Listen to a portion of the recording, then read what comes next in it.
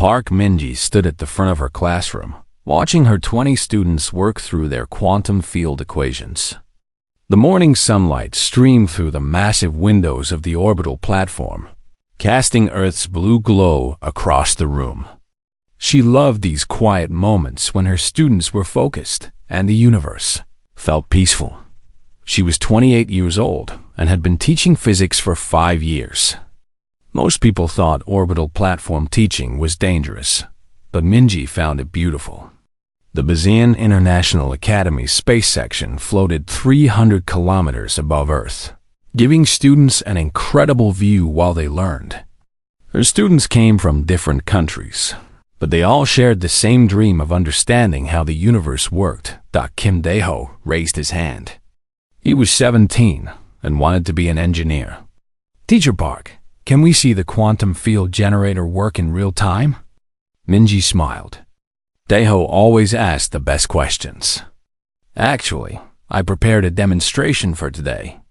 Everyone, please put your tablets down and watch carefully." She walked to the equipment table and activated the small generator. It was about the size of a basketball and hummed softly as it powered up. The students gathered around, their eyes wide with interest. Lee Haran, the mathematics genius of the class, was already taking notes. Choi Ji-won, the class representative, made sure everyone could see properly. The generator created a small shimmer in the air, like heat waves rising from hot pavement. This was a quantum field, the same technology that powered their shields and faster-than-light communication. Minji explained how the field worked, pointing to the energy readings on her tablet. Then the alarm started. Screaming, Minji's tablet flashed red with emergency warnings. The station's fusion reactor was failing. She looked at the readings and felt her blood turn cold. This wasn't a small malfunction. The containment field around the reactor was collapsing, and when it failed completely, the explosion would tear through the entire station section. "Everyone stay calm," she said, though her heart was racing. "We need to evacuate now." But even as she said it, she knew the truth. The reactor was only 40 meters away from their classroom. The evacuation pods were at the other end of the section, nearly 200 meters away. The containment field would fail in less than 30 seconds. They would never make it. Her students looked at her with trust in their eyes. They believed she would save them. Dae-ho stood ready to help. Hiren was already calculating evacuation routes on her tablet. Ji-won was organizing the other students into a line. They were so young, so full of potential and dreams. Minji's mind raced through possibilities. Her eyes fell on the experimental shield generator attached to her belt. She had been testing it for the past month as part of a university research project. It was designed to protect one person during equipment failures. The manual clearly stated it should never be overloaded. The neural interface could kill the user if too much power was drawn through it. 20 seconds until reactor failure. She did the math in her head. If she removed all the safety limits and fed the generator every bit of power from the classroom's emergency batteries, she could expand the shield to cover the whole room. The explosion would hit them with enough force to vaporize steel, but the shield might hold for the critical few seconds. Her students would live. She would not. 15 seconds. "Everyone get to the center of the room right now," Minji commanded. Her voice was steady, even though her hands shook as she removed the safety locks on the generator. "Teacher, what about the evacuation?" Dae-ho asked. "Trust me," she said, connecting the generator to the classroom's power grid. "Stay close together." 10 seconds. The students clustered in the middle of the room, confused but obedient. Minji attached the neural interface to her temple. Immediately, she felt the connection burn through her nervous system. The generator was trying to communicate with her brain, letting her control the shield with her thoughts. She thought of her mother, who had told her that teaching was the noblest profession because teachers shaped the future. She thought of her friend Han Sujin, who would have to identify her body. She thought of all the things she would never do, places she would never see, and a family she would never have. 5 seconds. Then she thought of her 20 students. 20 futures. 20 dreams. 20 people who deserved to grow old and see the stars humanity was just beginning to reach. Minji closed her eyes and ripped away every safety protocol in the generator. She felt the power surge through the neural interface like lightning through her skull. The shield expanded outward in a shimmering dome, covering all her students. The pain was beyond anything she had imagined. It felt like her brain was being torn apart from the inside. 3 seconds.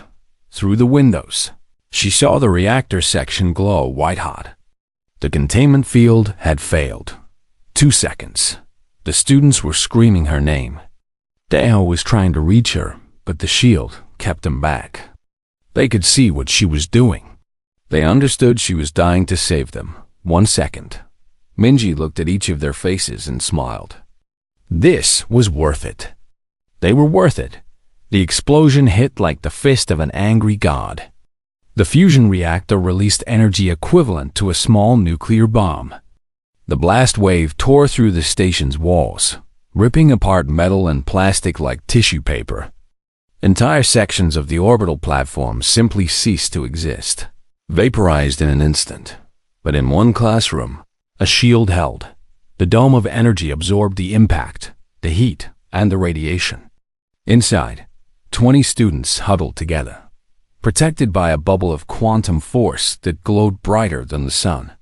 They felt the station shake and heard the terrible roar of destruction, but not a single fragment of debris touched them. Park Minji collapsed to her knees, blood running from her nose and ears. The neural interface was cooking her brain, drawing more power than any human body was meant to channel.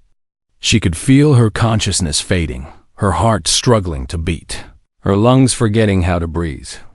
But the shield held. Her last thought before darkness took her was simple and peaceful. She had done it. Her students would live. That was enough. That was everything. The shield generator, overloaded beyond all specifications, did something its designers never anticipated. Instead of failing when Minji lost consciousness, it transformed. The quantum field collapsed inward, wrapping around her body and creating a temporal suspension bubble. Time itself stopped for Park Minji. She would sleep for a very long time above Earth. Rescue ships arrived to find the wreckage of the orbital platform. Most of it was gone, scattered as debris. But one section remained intact, a classroom floating in space with 20 students alive inside, all of them crying and calling for their teacher. The recording of the incident, captured by the platform's cameras, was broadcast worldwide within hours. 3 billion people watched Park Minji sacrifice herself to save her students. They watched her smile even as she died. They watched her choose 20 young lives over her own without hesitation. Earth had found a new hero. Her name would never be forgotten. Minji woke to the sound of machines beeping steadily nearby. Her eyes opened slowly, adjusting to the soft white light above her. Everything felt wrong. Her body was too heavy, her thoughts too slow, and the air smelled strange. Where was she? What had happened to her students? "Teacher Park, please remain calm," a woman's voice said gently. "You are safe. You are in a medical facility." Minji tried to sit up, but her muscles would not obey. A woman in a white coat appeared beside her bed. She had kind eyes and short black hair. The coat had symbols on it that Minji did not recognize. "Where are my students?" Minji managed to whisper. Her throat felt like sandpaper. "Are they alive?" The doctor smiled, and there were tears in her eyes. "Yes, all 20 of them survived because of you. My name is Dr. Kangbora. I have been waiting to meet you for my entire life." Something about the way the doctor said that made Minji feel cold. "How long was I unconscious?" Dr. Kang pulled up a chair and sat down. She took a deep breath. "Teacher Park, The orbital platform explosion happened 847 years ago. You have been in temporal suspension since that day." The words did not make sense. 847 years? That was impossible. Minji tried to shake her head, but even that small movement exhausted her. "No," Minji said. "That cannot be true. It was just this morning. I was teaching my class about quantum fields. The reactor failed. I activated the shield, and then She stopped, remembering the pain, the explosion, the darkness. "The shield you activated did more than protect your students," Dr. Kang explained. "When it overloaded, it created a temporal suspension field around you. Time stopped for you. Teacher Park, your body has not aged a single day in nearly 9 centuries. You are still 28 years old." Minji stared at the ceiling. 9 centuries. Everyone she knew was dead. Her mother, her friends, her students. Even the students she had saved were gone now. Dead of old age hundreds of years ago. She was completely alone. "I want to sleep again," Minji said quietly. "Please let me sleep." "I understand," Dr. Kang said. "But there are things you must know first. Important things. The world needs to know you are awake." Over the next few days, Dr. Kang helped Minji adjust to her new reality. The process was slow and painful. Minji learned that humanity had changed dramatically since her time. Earth was now part of something called the Galactic Union, a massive alliance of 47 different alien species. Humans had spread across dozens of star systems and were considered one of the more influential species in the galaxy. "Why?" Minji asked. "What makes humans so special?" Dr. Kang smiled. "You do, Teacher Park. You and people like you." She showed Minji a holographic display that appeared in the air above her bed. It was a list of names with descriptions beside each one. The title at the top read, "Earth's Legends List." "This is maintained by the Galactic Union," Dr. Kang explained. "Every species contributes their greatest heroes to a shared database. Earth's list has grown over the centuries. The 3 names have remained at the top for the past 800 years. Minji looked at the first name. It belonged to a firefighter from the 21st century who had saved 30 children from a burning building.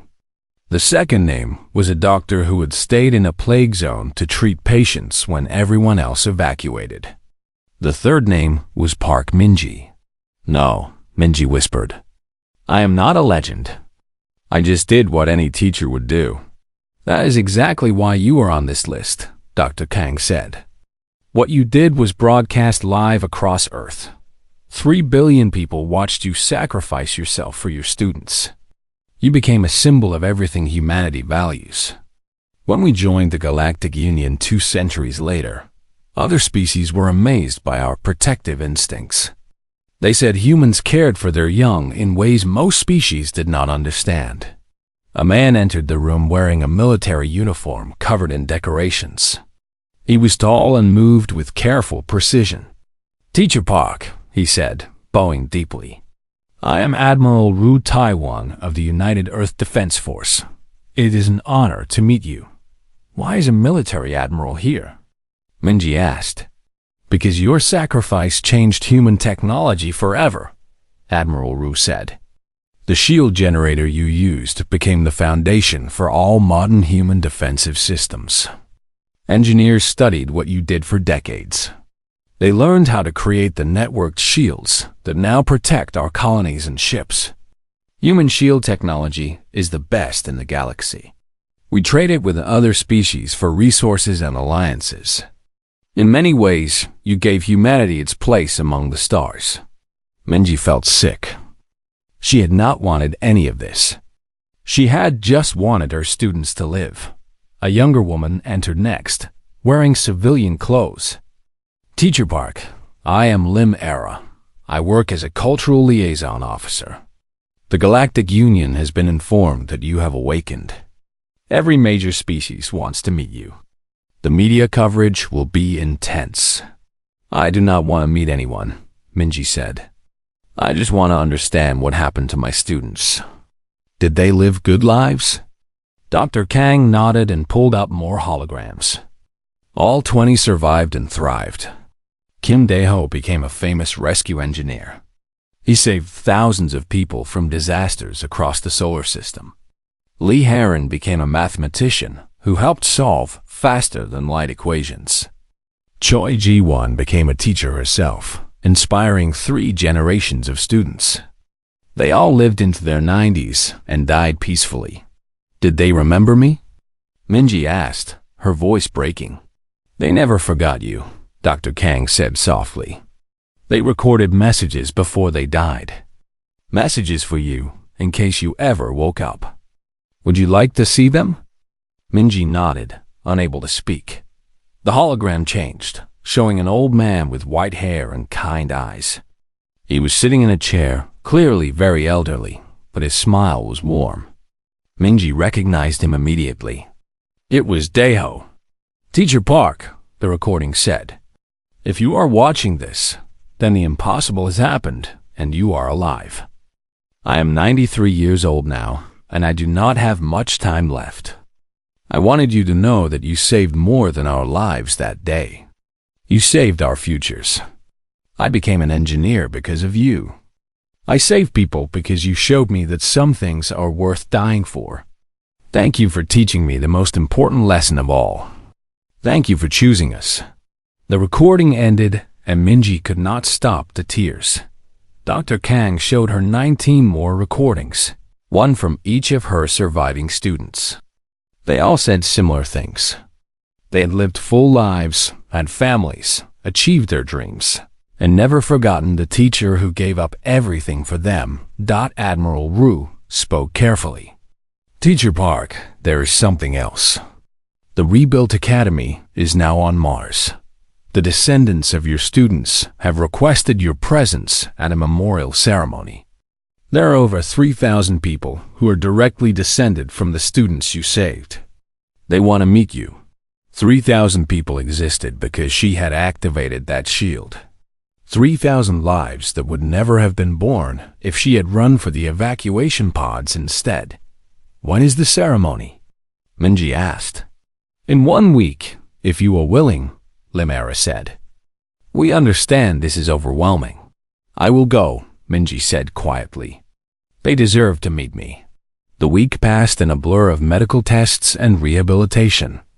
Minji learned to walk again, learned to eat foods that did not exist in her time, and learned to use technology that seemed like magic.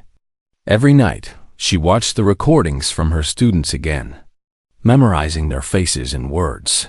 When the day of the ceremony arrived, Minji stood before a massive crowd on Mars. The rebuilt academy looked nothing like the orbital platform she remembered. It was huge, beautiful, and filled with students from across human space. 3,000 descendants stood before her, many of them crying. An elderly woman stepped forward. Teacher Park, I am Park Jin-ho's daughter. He was Kim Dae-ho's son. You are my family's greatest hero. Thank you for giving us the gift of existence. Minji looked at the crowd and felt something shift inside her. She had been given a second chance at life in a new era. Her students had lived and thrived and created families. Maybe she could find purpose here too. Thank you for remembering me, Minji said simply.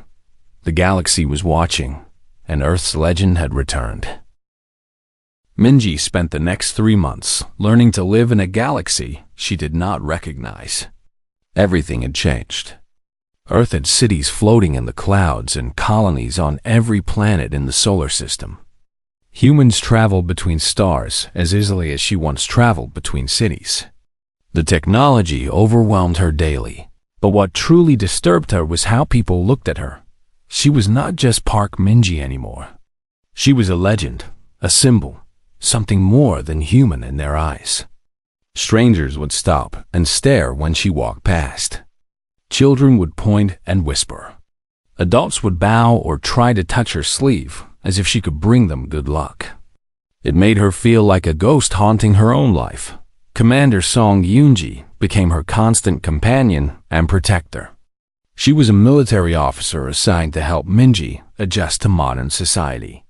Song was patient and kind, treating Minji like a person rather than a legend. "You do not have to attend every event they ask you to," Song said one morning as they reviewed invitation requests. "You are not required to be a public figure." "What else should I do?" Minji asked tiredly. "I have no job, no family, no purpose. At least these appearances give me something to do." "You could teach again," Song suggested. "Many schools would be honored to have you." Minji shook her head. "I cannot teach modern physics. I am 800 years behind. I would be useless." What Minji did not say was that she was terrified of growing attached to new students. She had already lost everyone she cared about once. She could not bear to do it again. The cultural liaison officer, Lim Era, arrived that afternoon with unusual news. "Teacher Park, there is a delegation from the Threxian hierarchy requesting to meet with you.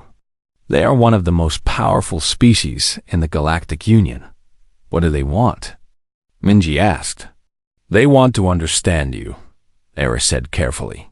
"The Threxians are a species that values individual survival above all else. Their entire culture is built around personal preservation.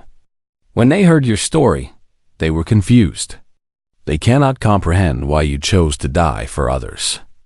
Their elder, a being named Vex, wants to speak with you directly." The meeting was arranged in a diplomatic chamber on Earth Orbital Station. Minji sat across from Elder Vex, who looked like a large insect covered in blue and silver plates. The alien's many eyes focused on her with disturbing intensity. "Human Minji," Vex said through a translation device. "I have studied your actions for many weeks. I have consulted with the wisest minds of my species. We cannot understand your choice. You had the shield generator. You could have saved yourself and escaped. Why did you expand it to cover the young ones instead? They were not your offspring. You had no genetic obligation to them." Minji thought about the question carefully. "They were my students," she finally said. "That is not an answer," Vex replied. "That is a description of a temporary social role. It does not explain why you chose death." "For my species, it does explain it," Minji said. "I was responsible for them. They trusted me to keep them safe. How could I save myself and let them die? I would have to live with that choice forever. That would be worse than death." Vex's translator made a sound like confusion. "You chose death to avoid guilt? That seems illogical. If you are dead, you cannot feel guilt." "It is not about feeling guilty," Minji tried to explain. "It is about being the kind of person who could live with that guilt. I could not be that person. None of my students should die when I had the power to save them. The choice was simple." "Simple?" Vex repeated slowly.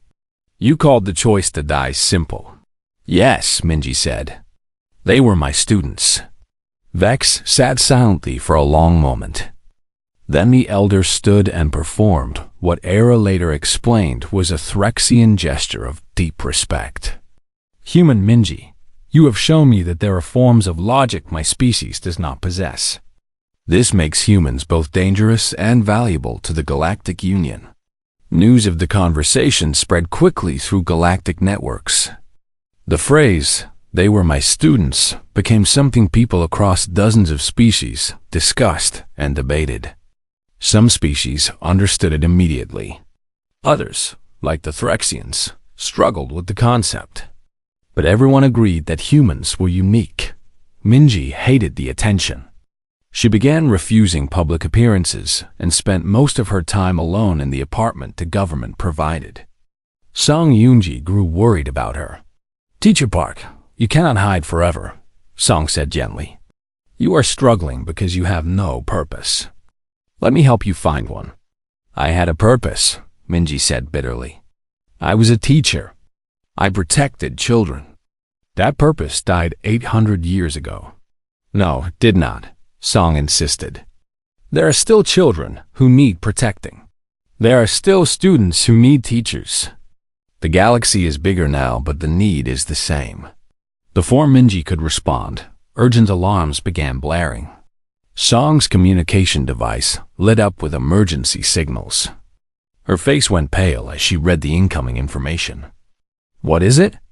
Minji asked. Nova Sol Colony is under attack, Song said.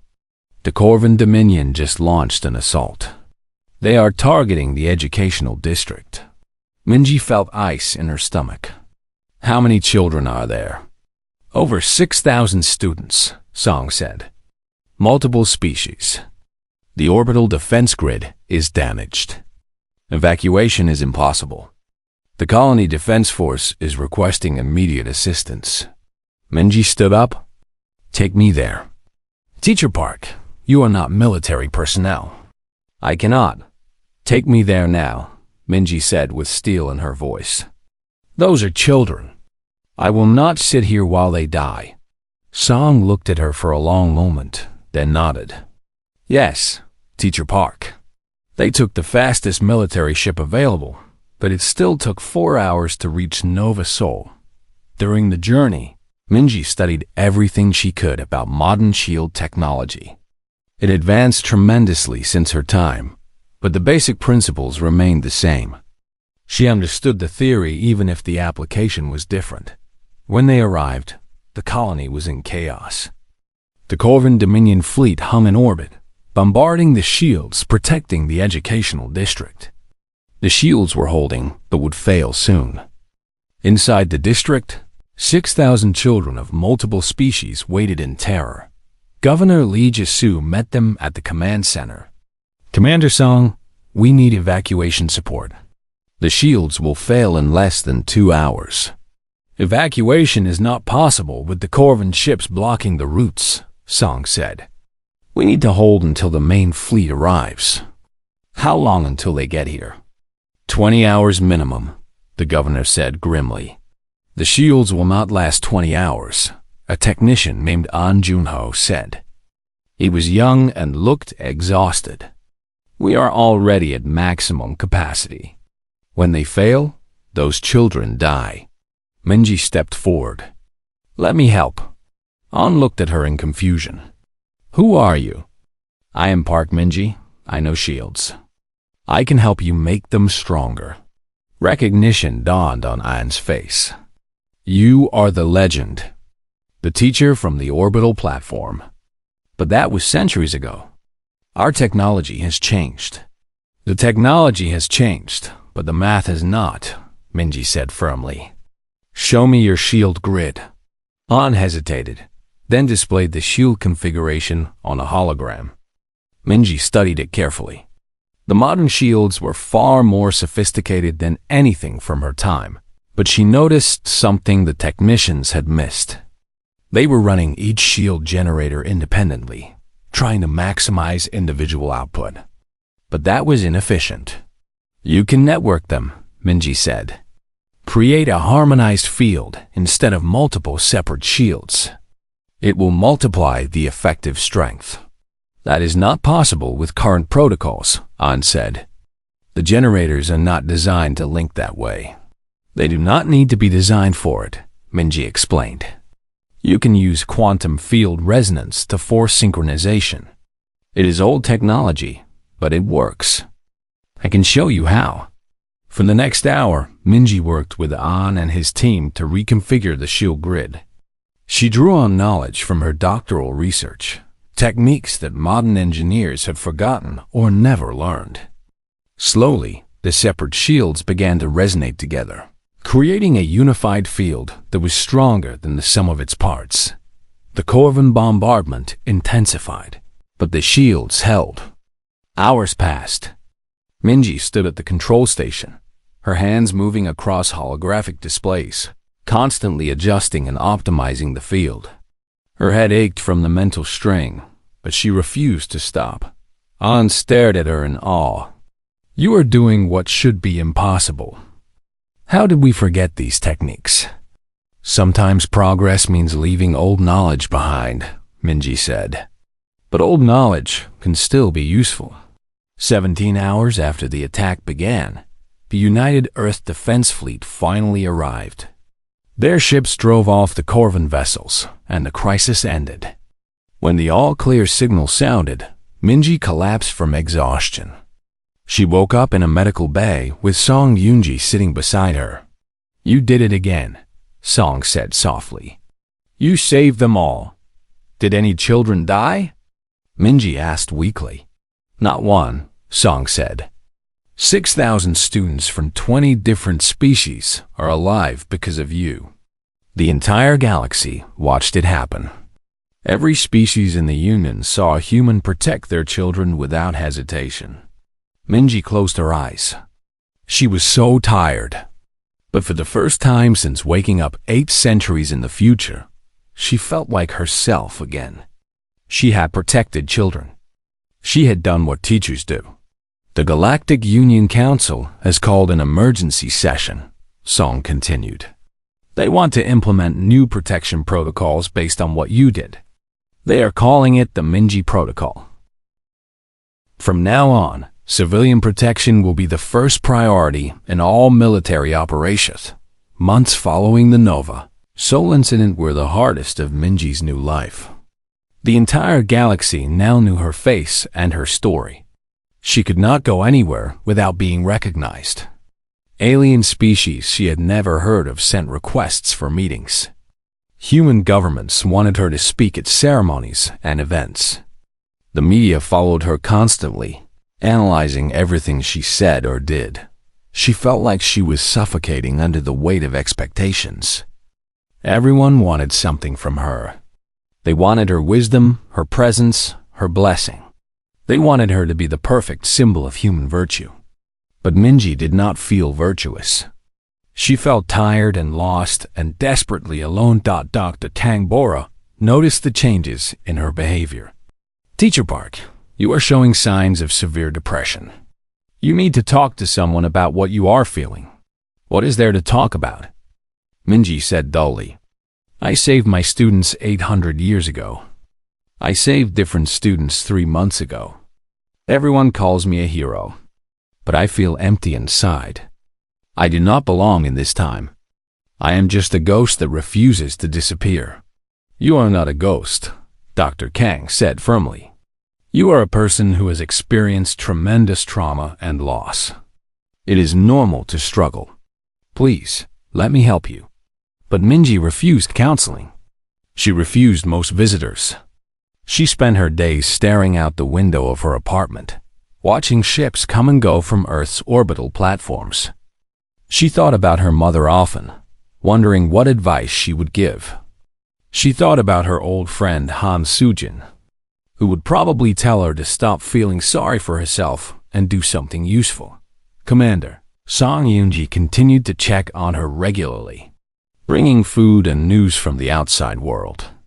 One evening, Song arrived looking troubled. "Teacher Park, I have been asked to deliver a message to you," Song said carefully. "Multiple governments and organizations want you to become an official representative of humanity. They want you to speak at the Galactic Union Assembly, to teach at prestigious academies, to advise military leaders. The offers are very generous." "I do not want any of it," Minji said. "Tell them no." "I already did," Song said with a slight smile. "I have been saying no on your behalf for weeks now. But Teacher Park, you cannot hide forever. You need to decide what kind of life you want to live." "I want my old life back," Minji said quietly. "But that is impossible." Song sat down beside her. "Then you need to build a new life. Find something that gives you purpose. You are a teacher, so teach. You are a protector, so protect. Stop thinking about what you lost and start thinking about what you can still do." Before Minji could respond, Song's communication device began broadcasting an emergency alert. Both of them recognized the severity immediately. Something terrible was happening. Song's face went white as she read the incoming data. "Nova Sol is under attack again. The Corvin Dominion has returned with a much larger fleet. They learned from their last failure. This time, they brought enough firepower to overwhelm the shields. The children, Minji said, standing up immediately. How long do the shields have? 6 hours at most, Song said. The UED fleet is responding, but it will take them 12 hours to arrive. Teacher Park, I am required to go help coordinate the defense.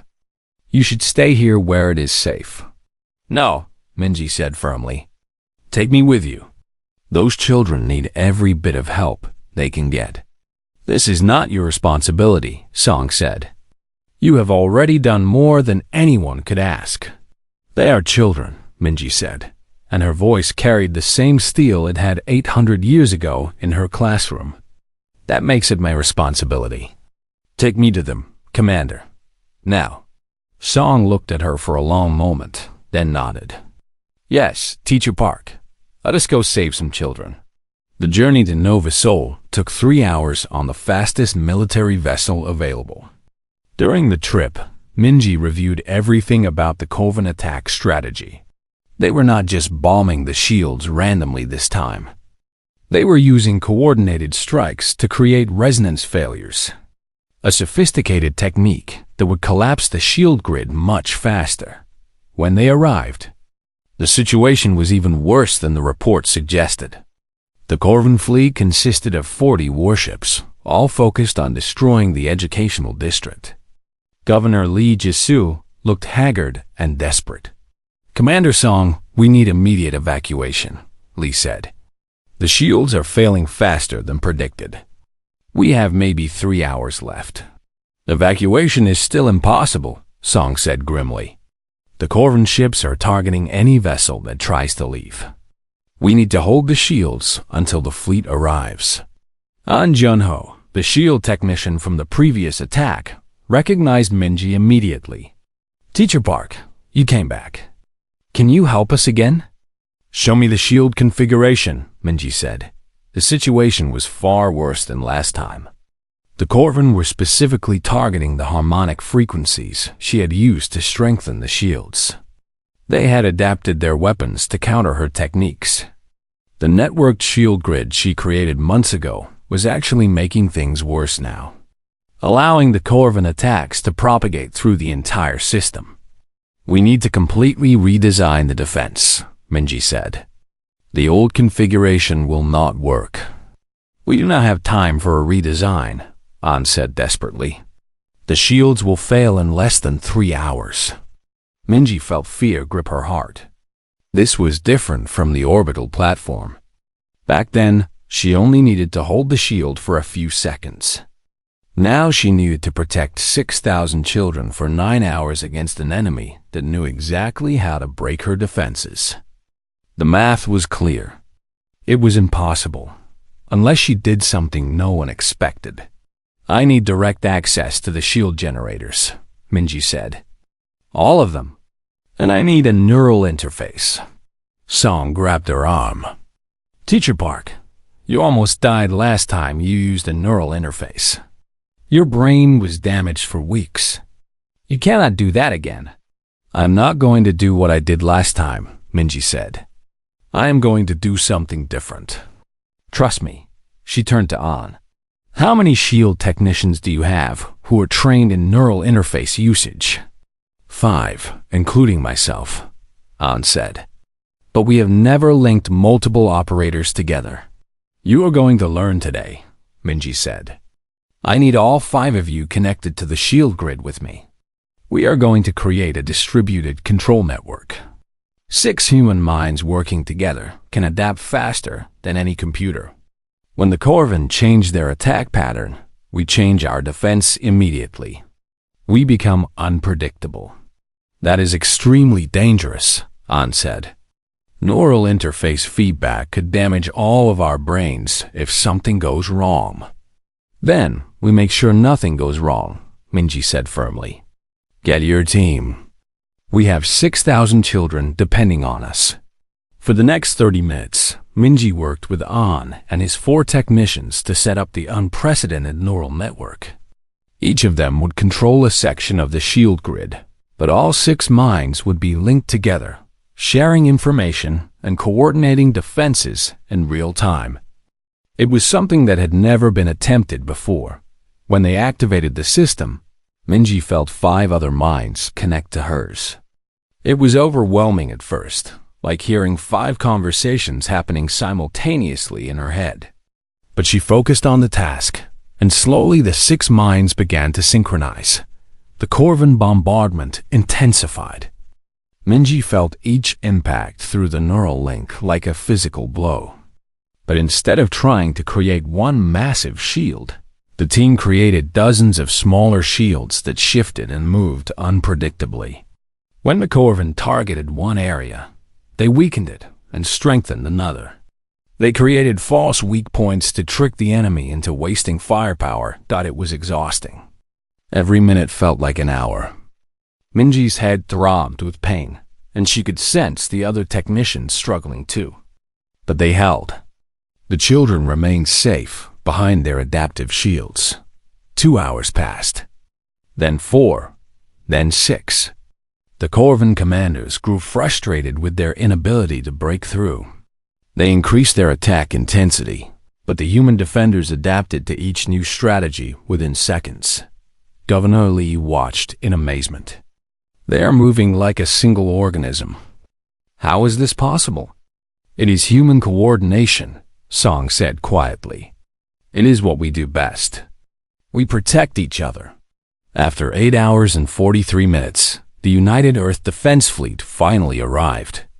Their warships engaged the Corvin vessels immediately, forcing the enemy to retreat. When the all-clear signal sounded, Minji and the 5 technicians collapsed simultaneously. Minji woke up in a medical bay again. This was becoming a familiar experience. Dr. Kangboro was checking her neural activity on various displays. "You have got to stop damaging your brain, Teacher Park," Dr. Kang said, but she was smiling. "Though I must admit, what you did was remarkable. You pioneered a completely new technique for shield defense. Military analysts are calling it revolutionary." "Did everyone survive?" Minji asked. "That was all that mattered. Every single child is safe," Dr. Kang confirmed. "And all 5 technicians who worked with you are recovering well. You trained them well in those few hours." Song entered the room carrying a data tablet. "Teacher Park, the Galactic Union Council has officially implemented the Minji Protocol across all member species. From now on, protecting civilians, especially children, is the highest priority in any military situation. They say you have changed warfare itself." Minji tried to process that. She had not set out to change anything. The Galactic Defense Academy was located on Titan, one of Saturn's moons. The facility was massive, housing 10,000 students from 47 different species. When Minji arrived, she felt overwhelmed by the diversity. There were species that looked like insects, others like living clouds, and some that existed in forms she could barely comprehend. Yet they all came here to learn how to protect others. Headmaster Shin Wubin greeted her personally. He was an older human with gray hair and kind eyes that reminded Minji of her old principal back on Earth. "Teacher Park, welcome to the Academy. I have admired your work for my entire career. Your techniques at Nova Sol have changed how we think about cooperative defense." "I just did what needed to be done," Minji said simply. "That is exactly why you are perfect for this position," Shin said. "You do not see yourself as special, yet you accomplish extraordinary things. That is what we need to teach these students. Come, let me show you your classroom." The classroom was beautiful, with windows that showed Saturn's rings hanging in the sky. Inside were 20 seats arranged in a circle rather than rows. Minji smiled at that detail. 20 seats, just like her old classroom 800 years ago. "Your first class begins tomorrow," Shin said. 20 students from 20 different species. They specifically requested you as their instructor after hearing about your coordination techniques. I should warn you, some of them have very different views on protection and sacrifice than humans do. That night, Minji reviewed the profiles of her new students. There was Krev, a young Threxian whose species valued individual survival above all else. There was Mora, a Delphian whose species protected their young communally rather than individually. There was Talon, a Krovan whose species believed strength was more important than protection. Each species brought different philosophies and instincts to the concept of defense. When Minji walked into the classroom the next morning, 20 pairs of eyes from 20 different species watched her carefully. Some looked excited, others skeptical, and a few seemed confused about why they were there. "Good morning," Minji said simply. "My name is Park Minji. I am a teacher. For the next 6 months, I will be teaching you about protection, coordination, and why some things are worth defending with your life. I know many of you come from cultures that view these topics very differently than humans do. That is good. I am here to learn from you as much as you learn from me." Krev, the young Threxian, raised one of their multiple limbs. "Teacher Minji, I must be honest. My species sent me here to understand human thinking, but we do not agree with it. You sacrificed yourself to save others who were not related to you. That is inefficient. The strong should survive, and the weak should be allowed to fail. This is natural law." Minji nodded. "Thank you for your honesty, Krev. Let me ask you a question. If all the weak members of your species were allowed to fail, who would grow food? Who would maintain your technology? Who would care for the next generation while the strong ones fought battles?" Krev paused. "The strong would do these things when needed. But then they would not be strong anymore," Minji said. "They would be distracted, divided, and vulnerable. A society where everyone only looks after themselves is actually weaker than a society where people protect each other.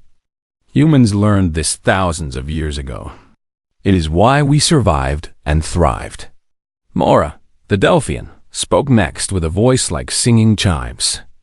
"Teacher Minji, my species protects all children communally. No parent has special attachment to their own offspring. We do not understand why you specifically protected your students rather than any random group of children. What made them special?" "They were in my care," Minji explained. "I was responsible for them in that moment. If another teacher had other students in their care, they would protect those students. It is not about the specific children being more valuable. It is about the responsibility of the role. When you accept the role of teacher, protector, or guardian, you accept the duty to protect those in your care. That is what makes civilizations work."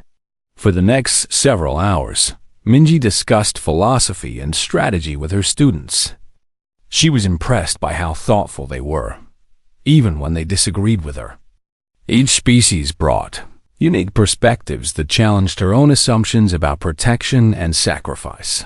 Over the following weeks, Minji introduced her students to practical exercises. She taught them about shield harmonics, coordinated defense strategies, and neural interface techniques. But more importantly, she taught them about working together despite their differences. The breakthrough came during a simulation exercise 2 months into the course.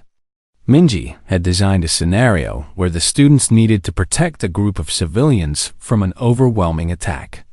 The simulation was designed to be impossible to win through conventional means. The only way to succeed was through perfect cooperation. The students failed the first 5 attempts. They kept falling back on their species' natural instincts rather than working together. The Threxians prioritized their own survival. The Delpians tried to protect everyone equally, spreading their resources too thin. The Krovans wanted to attack the enemy directly rather than defend. On the 6th attempt, something changed. Krev, the young Threxian, made an unexpected choice. When their shield generator was about to fail, they redirected power to protect Mara instead of themselves. In the simulation, Krev's character died. But Mara survived and managed to coordinate the final defense that saved the civilians. When the simulation ended, Krev sat quietly, processing what they had just done. Finally, they spoke. I do not understand why I made that choice. It goes against everything my species believes. But in that moment, it felt right. Mora was better positioned to coordinate the defense.